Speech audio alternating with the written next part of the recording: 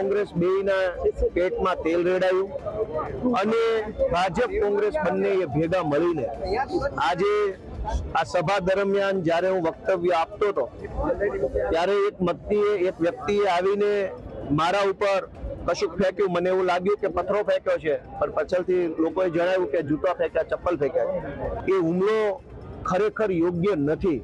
હું સત્તામાં નથી, મારી પાર્ટી સત્તામાં નથી, હું મંત્રી નથી, હું મુખ્યમંત્રી નથી, કે અમારી પાર્ટીની સરકાર નથી કે તમે અમને પ્રશ્ન પૂછો ને અમને જૂતા મારો કે ચપ્પલ મારો.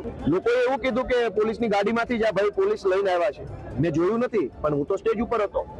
અચાનક પોલીસ વાળા આવ્યા, આ ભાઈ આવ્યો અને જેવું એને મારા ઉપર ફેંક્યું ચપ્પલ, તરત જ પોલીસે એને એસ્કોર્ટ કરી લીધો. એનો અર્થ એ થયો કે ભાજપના ઈશારે પોલીસ વાળા મારા ઉપર ચપ્પલ ફેંકાવનારાને લઈને આવેલા ને પાછું એસ્કોર્ટ કરીને પાછો લઈ જવાની પ્લાનિંગ સાથે આવેલા. પ્રભાલસિંહ, જામનગર. આજે ગોપાલ ઇટાલિયાની સભામાં અમે ગોપાલ ઇટાલિયા ઉપર જૂતું ફેંકી અને પ્રદીપસિંહ જાડેજાનો બદલો લીધો છે.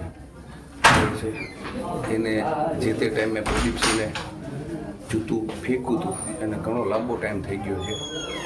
આજ મને મોકો મળવાથી, સમાજ પ્રેમી થોડોક હોવાથી આ કાર્ય કર્યું છે મેં.